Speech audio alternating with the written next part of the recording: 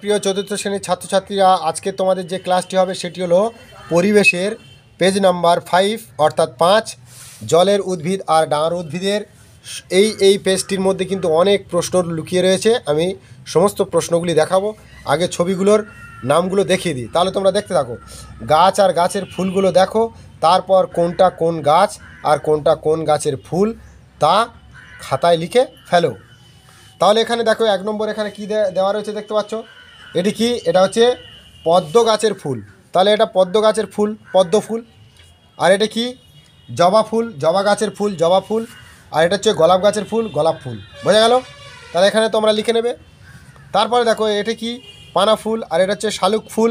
আমরা যেগুলি অনেক জায়গা আমরা অনেকে থাকি পাতলা বলে থাকি, আবার কেউ শ্যাপলা বলে। এটা হচ্ছে শালুক ফুল। বোঝা গেল? তারপরে এই যে ছবিটা দেখতে পাচ্ছ জলজ গাছ, জলজ গাছ এখানে পেন্সিল দিয়ে লেখা রয়েছে। তারপর এখানে লক্ষ্য করে দেখো এটি কি? ফণিমনসা গাছ, ফণিমনসা কাঁটা কাঁটা দেখতে পাচ্ছ। হ্যাঁ, তারপরে এখানে লক্ষ্য করে দেখো এখানে দেখতে পাচ্ছ ব্যাঙের ছাতা। এটি হচ্ছে ব্যাঙের ছাতা, এখানে লিখে নেবে। আর এটা হচ্ছে পাইন গাছ, পাইন গাছ এই লেখা রয়েছে। আর এই গাছটি হচ্ছে সুন্দরী গাছ। বোঝা গেল? এরপরে আমরা পরবর্তী পেজে তোমাদের দেখাচ্ছি। দেখো এখানে দেখো আগের পাতার ছবি। দেখো আগের পাতার যে ছবিগুলো আমরা দেখালাম 5 নম্বর পাতা, এইটা আমরা 6 নম্বর পেজে আমরা এসেছি। ঠিক আছে? শিক্ষক শিক্ষিকার সাহায্য নিয়ে উদ্ভিদগুলোর চেনার চেষ্টা করো, তারপরে নিচে লেখো। তাহলে এই ভাইটাল প্রশ্নগুলো তোমরা লক্ষ্য করে দেখো একটু। একের দাগে স্যাঁতস্যাঁতে জায়গায় জন্মানো গাছের নাম কি? স্যাঁতস্যাঁতে জায়গায় জন্মায়, যে কোনো একটা নাম লিখবে। ব্যাঙের ছাতা। বোঝা গেল? তারপর দেখো 2 দাগে জলের নিচে জন্মানো গাছ। জলের নিচে জন্মায় মানে জলের নিচে পদ্ম, শালুক। আমরা যে পদ্ম ফুল দেখালাম ছবিগুলো, পদ্ম গাছ এবং শালুক গাছ, যেগুলো আমরা শ্যাপলা বা পাতলা বলে থাকি, এইগুলো হচ্ছে জলের নিচে জন্মায়। ঠিক আছে? তারপর দেখো 3 দাগে জলের ভাসমান গাছ কি? জলে ভেসে থাকে, কচুরি পানা। ক্লিয়ার? তারপরে 4 দাগে শুকনো মাটিতে জন্মানো গাছ। শুকনো মাটিতে জন্মানো গাছ হচ্ছে কি? জবা গাছ, গোলাপ গাছ। ঠিক আছে? জবা ফুলের গাছ আর গোলাপ গাছ। বোঝা গেল? জবা, গোলাপ ফুল। তারপরে এখানে দেখো 5 দাগে পাহাড়ি জায়গার গাছ। পাহাড়ি জায়গার গাছ কি? পাইন গাছ। পাইন গাছ হচ্ছে পাহাড়ি জায়গায় হয়ে থাকে। তারপর দেখো 6 দাগে বালিতে জন্মানো গাছ কি? বালিতে জন্মায় কিন্তু ফণিমনসা, যেগুলো হচ্ছে কাঁটা কাঁটা গাছ। বোঝা গেল? আর এখানে হচ্ছে গিয়ে 7 দাগে নোনা জলের পাশে জন্মানো গাছ কি?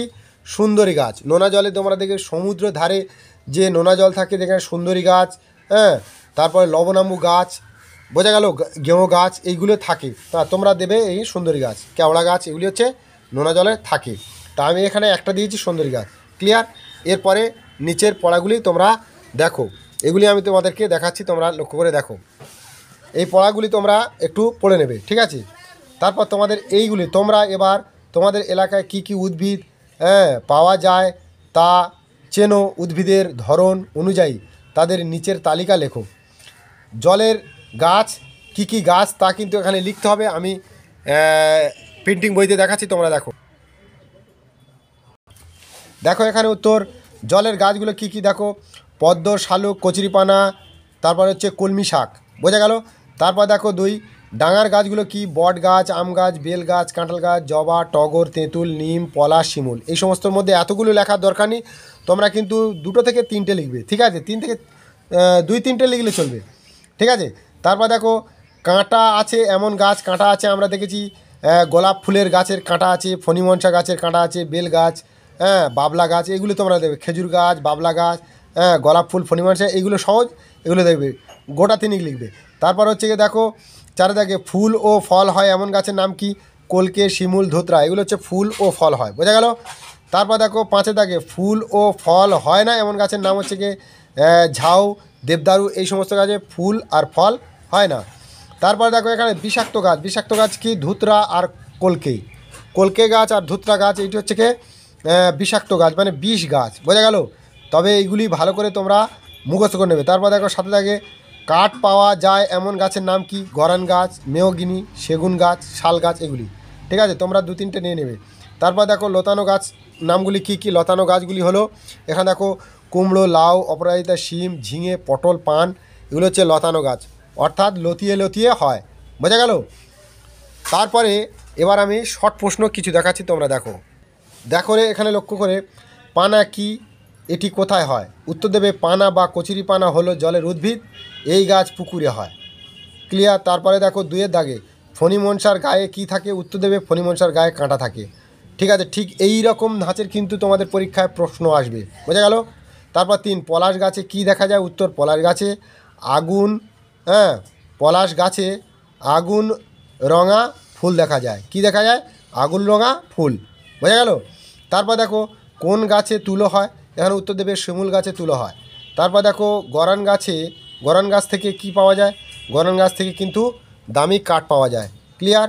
তারপর দেখো জলেতে কত রকমের গাছ, জলেতে যে সব গাছ হয় শিক্ষক শিক্ষিকার কাছে জেনে নিয়ে যাও। জলে কিন্তু আমরা অনেক গাছ দেখেছি, অনেকগুলি লিখতে পারি, কিন্তু এখানে 3টি দেওয়া আছে, পদ্ম, শালুক, কচুরিপানা। এখানে তোমরা আরও দিতে পারো, হ্যাঁ এখানে দিতে পারো কলমি শাক দিতে পারো, ঠিক আছে, এগুলি তোমরা দিতে পারো। তো যাই হোক তোমরা 3টি লিখে দেবে, কোনো অসুবিধা নেই। তারপর সাথে থাকে দার্জিলিংয়ের কি গাছ দেখা যায়, দার্জিলিংয়ে পাহাড়ি অঞ্চল বেশি থাকে তাই পাইন গাছ, চা গাছ দেখা যায়। তোমরা এই পাইন গাছ দিয়ে দেবে, বোঝা গেল। পাইন গাছ দেখা যায়, দার্জিলিংয়ে চা দেখা যায় পাহাড়ি অঞ্চলে, কিন্তু পাইন গাছ বেশি দেখা যায়। তারপর দেখো কোন গাছে আঠা থাকে, দেখো এখানে উত্তর দেখো জিওল গাছে আঠা থাকে, যে জিওল গাছের আঠা থেকে রাবার তৈরি হয়, বোঝা গেল। তারপরে 9-এর দাগে কোন গাছে জল দেওয়া দরকার হয় না, এখানে তোমরা ভালোভাবে জানো, অনেকে আবার জানো না। কোন গাছে, ফণী মনসা গাছে কোনো দিন ও জল দিতে হয় না, ব্যাপারটা বুঝতে পেরেছো। তারপরে তোমাদের পরবর্তী ক্লাস আমরা প্লে লিস্টে দিয়ে দেবো, তোমরা প্লে লিস্টে ভিজিট করবে চ্যানেলে। অবশ্যই ক্লাসটি যদি ভালো লেগে থাকে আমাদের চ্যানেলটিকে সাবস্ক্রাইব করবে এবং পাশে বেল আইকনটি ক্লিক করে দেবে, পরবর্তী ভিডিও তোমরা দেখতে পাবে ক্লাসগুলি। তাহলে আজকের ক্লাস এই পর্যন্ত।